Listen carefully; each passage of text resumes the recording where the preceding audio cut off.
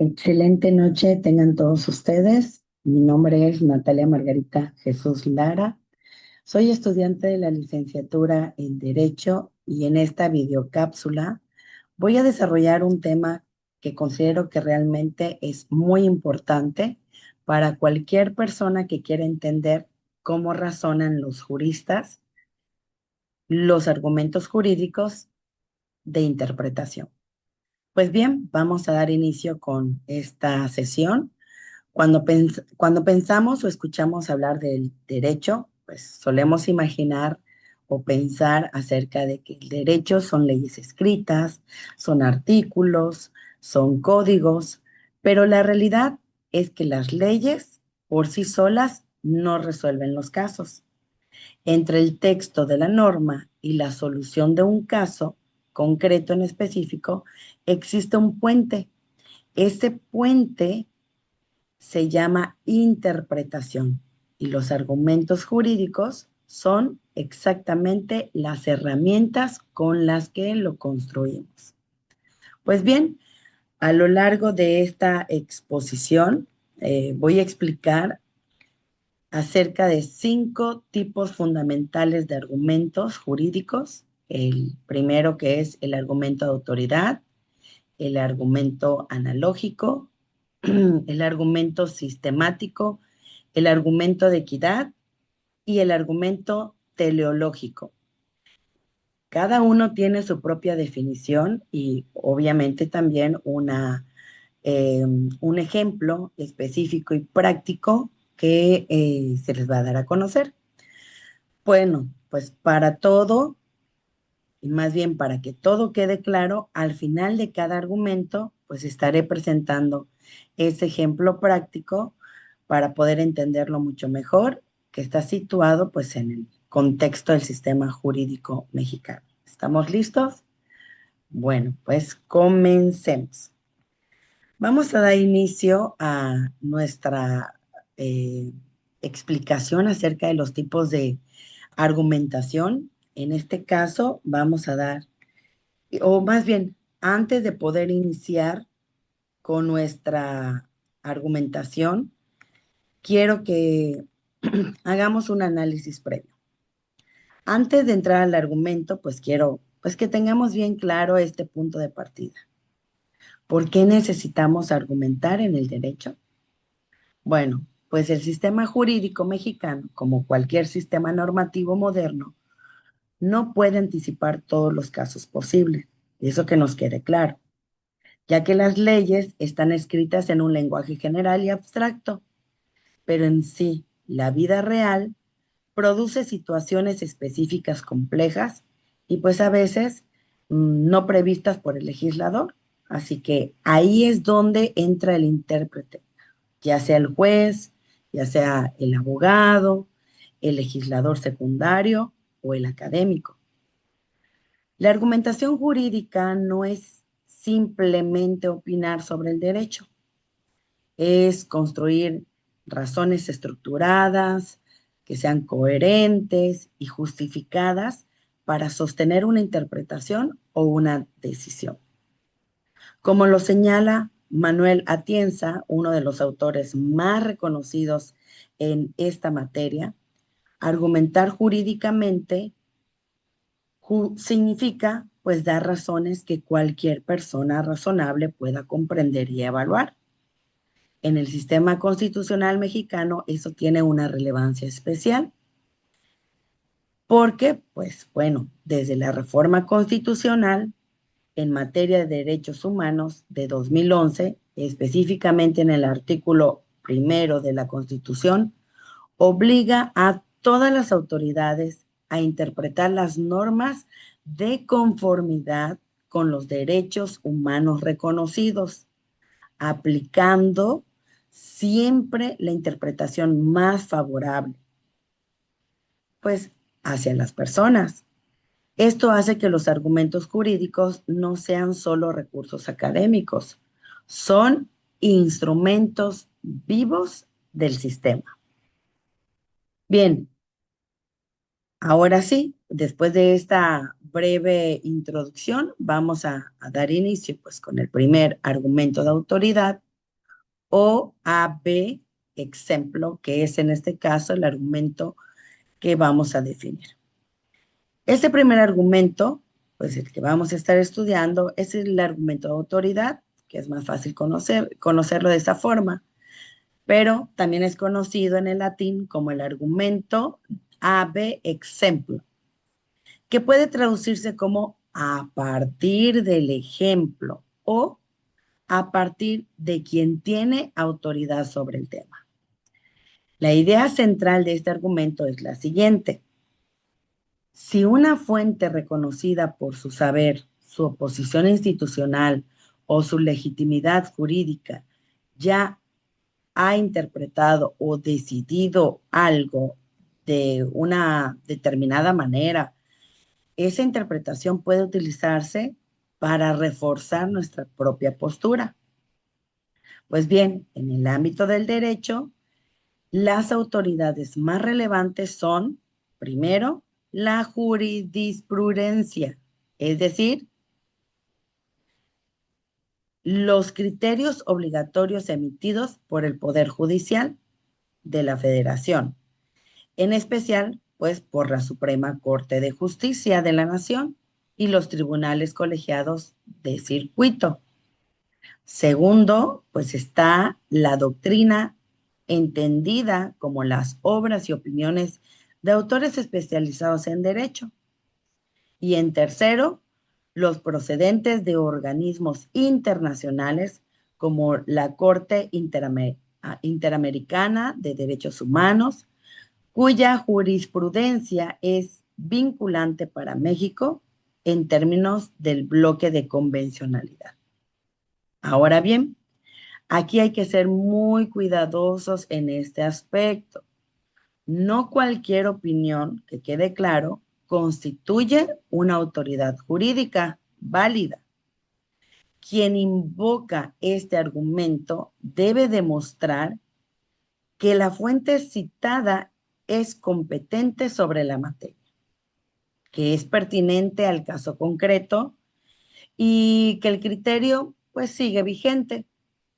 Una tesis de jurisprudencia superada ya no es una autoridad aplicable. Eso sí, que quede muy claro. Vamos a ver un ejemplo práctico. Supongamos que un abogado debe defender el derecho a la identidad de género de una persona trans ante un juez de distrito. En este caso, pues el abogado puede invocar el argumento de autoridad citando la jurisprudencia emitida por la primera sala de la Suprema Corte de Justicia de la Nación, específicamente en los criterios derivados del amparo en revisión 1317-2017, en los que la Corte reconoció pues, el derecho al libre desarrollo de la personalidad como un derecho fundamental que protege la identidad de género autopercibida. Al citar esa jurisprudencia, el abogado no solo está expresando su opinión, está apoyando su argumento en la autoridad más alta del sistema jurídico mexicano. Eso es el argumento de autoridad funcionando en la práctica. ¿Sí? Así que entendamos, por ejemplo, que en México, pues la jurisprudencia de la Suprema Corte de Justicia de la Nación, pues se integra por reiteración de criterios, que son 5 sentencias en el mismo sentido, o por contradicción de tesis. O sea, la tesis aislada no son vinculantes, pero sí tienen valor orientador, lo que hace igualmente, pues, útiles como argumento de autoridad. Pues bien, entonces, espero que haya quedado claro este primer argumento de autoridad. Vámonos con el segundo argumento. En este caso es el argumento que tenemos aquí, analógico o simile. Pues bien, el segundo argumento es el argumento analógico, denominado en latín asímil, que significa a partir de lo semejante.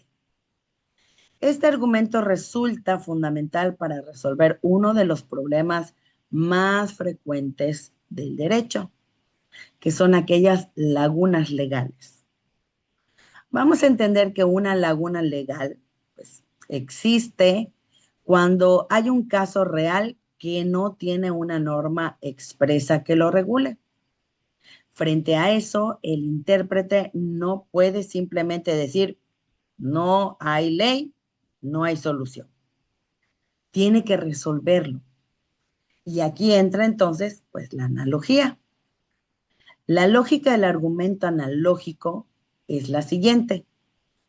Si el caso A tiene una consecuencia jurídica regulada por la ley y el caso B es semejante al caso A en los aspectos jurídicamente relevantes, entonces el caso B pues puede recibir la misma consecuencia jurídica que el caso A. Bueno, pues lo crucial en este argumento no es que los casos sean idénticos, sino que la semejanza sea jurídicamente relevante. Dos casos pueden parecerse superficialmente y sin embargo es fundamentalmente distinto. Por eso, quien usa el argumento analógico, pues tiene la carga de demostrar por qué los rasgos comunes son los que importan para la solución del caso.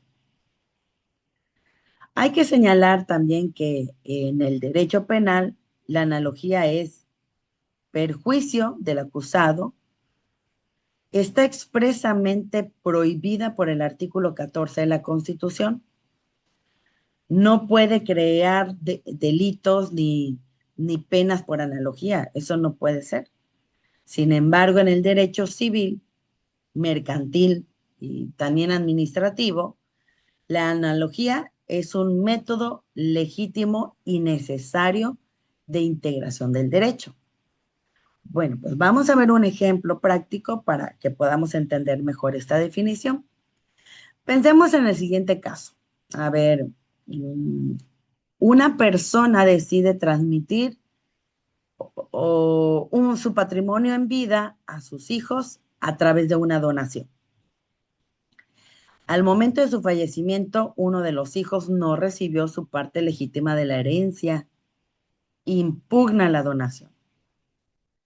Bueno, en este caso, la ley regula expresamente la reducción de legados cuando se afecta la porción legítima, pero no dice expresamente qué pasa con las donaciones hechas en vida. En este caso, el abogado del hijo, pues puede usar el argumento analógico. Como el legado y la donación tienen la misma naturaleza, pues transmitir bienes gratuitamente y el ordenamiento protege en un caso la porción legítima, pues por analogía, esa misma protección debe extenderse al caso de las donaciones. Y por criterios jurisprudenciales del Poder Judicial de la Federación, hay que tener en cuenta algo, así que tomemos nota. El Código Civil Federal, en su artículo 19, reconoce expresamente que las controversias de orden civil deben resolverse conforme a la letra o interpretación jurídica de la ley. Y cuando no sea posible, conforme a los principios generales del derecho. En este caso, la analogía, pues es uno de los instrumentos, pues que permite realizar este puente. Bueno, espero que haya quedado claro. Y ahora sí nos vamos entonces con el siguiente argumento, que en este caso es el argumento sistemático. Bien, en el tercer argumento es el argumento sistemático. Para entenderlo mucho mejor, primero necesitamos asumir algo muy importante. El derecho, que quede claro, no es un conjunto caótico de normas dispersas. Simplemente es un sistema. Y como todo sistema, tiene estructura, jerarquía y también tiene coherencia. El argumento sistemático parte pues de esa premisa. Ninguna norma existe de forma aislada. Toda disposición jurídica forma parte de un texto legal, que a su vez forma parte de una rama del derecho, que a su vez está subordinada por la Constitución. Entonces, para interpretar correctamente una norma, debemos leerla en relación a todas las demás normas, pues que la rodean. Este argumento nos dice, cuando el significado de una norma sea oscuro o ambiguo, mira el conjunto, observa el título del capítulo en que se ubica, los artículos anteriores y posteriores, los principios generales de la rama del derecho y especialmente el texto constitucional. En México, eso tiene una dimensión adicional. Gracias al bloque de constitucionalidad reconocido por la reforma de 2011, hoy la interpretación de cualquier norma debe ser compatible no solo con la Constitución, sino también con los tratados internacionales de derechos humanos en los que México es parte. La Suprema Corte ha señalado que este bloque normativo es el parámetro mínimo de control al que debe ajustarse todas las normas del país. Vamos a ver un ejemplo práctico. En este caso, vamos a imaginar que un artículo de una ley estatal en materia fiscal establece ciertos contribuyentes que omitan presentar su declaración, quedarán inhabilitados para ejercer actividades comerciales. Leído de forma aislada, este artículo puede parecer razonable, pero si lo analizamos sistemáticamente, debemos preguntarnos, ¿es compatible esta sanción con el artículo quinto constitucional que garantiza la libertad de trabajo y comercio? ¿Acaso es proporcional? ¿Cumple con las garantías del artículo 14 sobre el debido proceso? La interpretación sistemática, pues, nos obliga a leer ese artículo a la luz del conjunto constitucional y probablemente nos lleve a concluir que esa inhabilitación genérica e indefinida es inconstitucional. Así actúa entonces este argumento sistemático. Tomemos nota ahí. Consideremos entonces que la Suprema Corte ha desarrollado el principio de interpretación conforme que obliga a los jueces a preferir siempre aquella interpretación de una norma que sea compatible con la Constitución antes de declarar su inconstitucionalidad. Este principio es esencialmente una aplicación del argumento sistemático. ¿Quedó claro?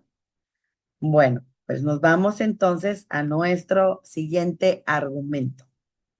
En este caso es el argumento de equidad o equitativo.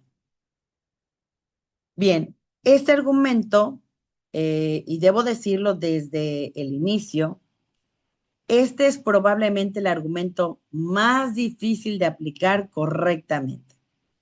Sí, porque toca algo que todos intuimos, pero que no siempre es fácil de justificar, que es la justicia del caso concreto. Vamos a recordar desde Aristóteles en su obra Ética Nicomaquia, se distingue entre la ley general y la equidad. El filósofo señalaba que la ley es siempre general, pero que la vida real produce situaciones particulares que no pueden ser reducidas a esa generalidad sin incurrir en injusticia. La equidad, en este caso, decía Aristóteles, es la corrección de la ley en aquellos puntos en que su generalidad la hace deficiente. Hay que aclarar algo importante. El argumento de equidad no autoriza al juez ni al intérprete a desobedecer la ley, ni a inventar soluciones a su antojo, como que si estuviese o tuviera la libertad de hacerlo. No se trata tampoco de sentimientos ni de preferencias personales. Se trata exclusivamente de interpretar la ley de manera que su aplicación al caso concreto no produzca resultados manifestantemente injustos o que sean absurdos, atendiendo a las circunstancias particulares del caso.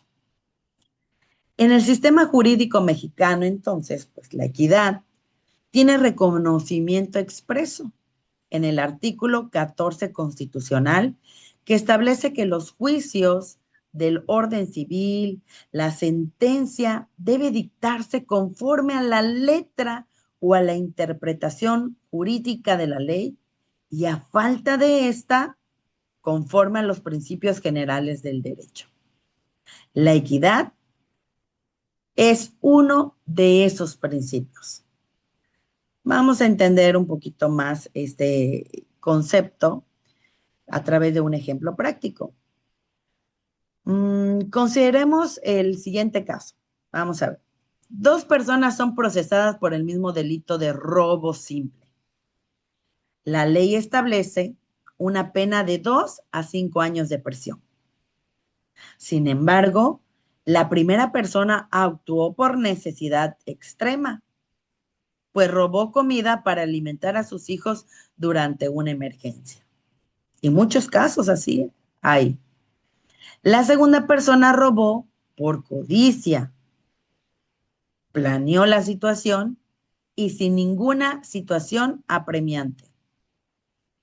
El argumento de equidad le permite al juez tomar en cuenta esas circunstancias particulares, pues precisamente para no imponer mecánicamente la misma pena a ambas personas.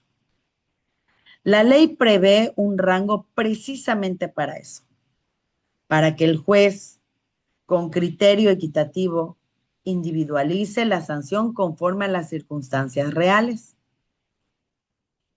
El Código Penal Federal, en sus artículos 51 y 52, reconoce expresamente esa facultad individualizadora. Eso es equidad aplicada al derecho penal. Tomemos nota. El principio de proporcionalidad de las penas, reconocido por la primera sala de la Suprema Corte de Justicia de la Nación, como derivado del artículo 22 constitucional, tiene una conexión directa con el argumento de equidad. Ninguna pena puede ser excesiva ni desproporcionada frente a la conducta y circunstancias del caso concreto. Espero que haya quedado bien claro este argumento. Y pasamos entonces a nuestro siguiente argumento, que es el argumento teleológico. Así, suena medio raro, pero es muy importante que conozcamos en qué consiste. Este es el quinto y último argumento, el teleológico, el que vamos a trabajar en esta ocasión. La palabra viene del griego telos, que significa fin, propósito, objetivo. El argumento teleológico interpreta una norma atendiendo a la finalidad, pues que busca cumplir. Este argumento parte de una pregunta central. ¿Para qué fue creada esta norma? No nos preguntamos qué dice literalmente el texto, sino qué problema pretendía resolver el legislador cuando la escribió. Qué bien jurídico quería proteger y qué objetivo social o político perseguir, porque pues también puede derivarse desde esa perspectiva. Esto nos lleva entonces a dos fuentes fundamentales. Primero, la exposición de motivos de la ley, es decir, los documentos que acompañaron el proceso legislativo y que explican las razones del legislador. El segundo, el contexto histórico y social en el que fue aprobada la norma. Ambas fuentes nos ayudan a reconstruir la intención legítima. Y en este caso, hay que tener cuidado con un exceso. El argumento teológico no puede convertirse en una herramienta para que el intérprete sustituya la voluntad del legislador con sus propias preferencias. La finalidad en este caso de la norma debe deducirse de elementos objetivos y verificables, no de suposiciones. En la práctica, pues en este caso, el argumento teológico pues suele funcionar mejor en combinación con otros argumentos. Por ejemplo, se usa junto con el sistemático para comprender la función que una norma cumple dentro de un sistema jurídico más amplio, o junto con el histórico para entender cómo ha evolucionado su interpretación con el tiempo. Vamos a ver un ejemplo práctico para profundizar más en este argumento. En este caso, la Ley General de los Derechos de las Niñas, Niños y Adolescentes establece que en todas las decisiones que afecten a personas menores de edad, se debe aplicar el principio del interés superior de la niñez. Literalmente, la ley no dice que debe hacer el juez en cada situación que se presente o una situación familiar específica. Pero si aplicamos el argumento teológico y nos preguntamos, ¿cuál es la finalidad de esa norma? Pues la respuesta es clara: proteger el desarrollo integral, la seguridad y el bienestar de las personas menores de edad. Entonces, cuando un juez familiar deba resolver una disputa de custodia, este propósito normativo, no el texto aislado, debe guiar su interpretación. Por eso, un padre biológico no tiene automáticamente más derechos que un tercero que ha ejercido materialmente la crianza del menor. La finalidad de la ley, en este caso, es proteger al niño, no a los adultos. Esto es el argumento teológico en acción. Consideremos algo muy importante. La Suprema Corte ha señalado que el principio del interés superior de la niñez debe interpretarse en cada caso, atendiendo a las circunstancias concretas. Este enfoque es precisamente el resultado de combinar el argumento teológico con el de equidad. Y bien, pues hemos finalizado la definición, los ejemplos prácticos, en este caso de los argumentos, y pues vamos a concluir. En este caso, vamos a considerar que el argumento que se acaba de exponer, pues vamos a hacer una síntesis. Esa síntesis comparativa de los 5 argumentos que hemos estudiado, porque pues creo y considero que verlos juntos ayuda a entender no solo cómo funciona cada uno, sino también cómo se relacionan entre sí. El argumento, en este caso de autoridad, responde a la pregunta: ¿quién ya ha dicho esto con legitimidad jurídica? Su fortaleza está en que apoya nuestra interpretación en criterios reconocidos, pero su límite es que la autoridad citada puede ser custodiada o no ser aplicable del caso. El argumento analógico responde a, en este caso, se parece suficientemente a otro ya regulado. Es especialmente útil frente a las lagunas legales, pero exige demostrar que la semejanza es jurídicamente relevante, no solo superficial. En cambio, en el argumento sistemático, pues responde a qué lugar ocupa esta norma dentro del sistema jurídico y cómo se relaciona con las demás.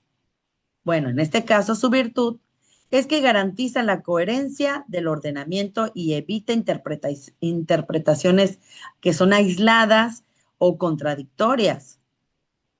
En el argumento de equidad, pues responde a la pregunta, ¿la aplicación de esta norma al caso concreto produce un resultado justo? Es el argumento más sensible a las circunstancias individuales, pero requiere una justificación sólida para no convertirse en arbitrariedad. Y por último, el argumento teológico responde a ¿cuál es la finalidad de esta norma? Nos obliga a ir más allá de las palabras para comprender, en este caso, el propósito del legislador y proteger los bienes jurídicos que la norma tutela. Ninguno de estos argumentos es en sí mismo suficiente. Los buenos juristas los combinan, los ponderan y los adaptan a las exigencias de cada caso. La argumentación jurídica no es una fórmula matemática que se aprende de memoria, más bien es un arte razonado. Bueno, pues para cerrar esta sesión me gustaría compartir una reflexión que me parece que también es fundamental para entender por qué estudiamos estos argumentos. El derecho podría funcionar de forma mecánica. Toma la norma, aplica la consecuencia, termina. Pero eso no sería derecho, sería un algoritmo. Lo que hace que el derecho sea una disciplina humana y precisamente por eso también imperfecta y siempre perfectible, es que entre la norma y la solución hay siempre un espacio de interpretación, el puente del que hablábamos al principio de la sesión. En ese espacio, pues operan todos los argumentos que hemos estudiado. El argumento de autoridad nos da fundamento histórico e institucional. El analógico nos permite extender la justicia a situaciones no previstas. El sistemático mantiene la coherencia del ordenamiento. El de equidad nos recuerda que detrás de cada expediente hay una persona. Y el teológico, pues nos devuelve a la pregunta esencial, ¿para qué existe esta norma? Y bien, pues como estudiantes de derecho y eventualmente como profesionistas, debemos dominar estas herramientas, no para usarlas de manera retórica, para nada o conveniente, sino para construir esos argumentos que sean verdaderamente honestos, sólidos y que estén orientados hacia la justicia. Bueno, pues muchísimas gracias por su atención y nos vemos en una siguiente conferencia. Saludos cordiales.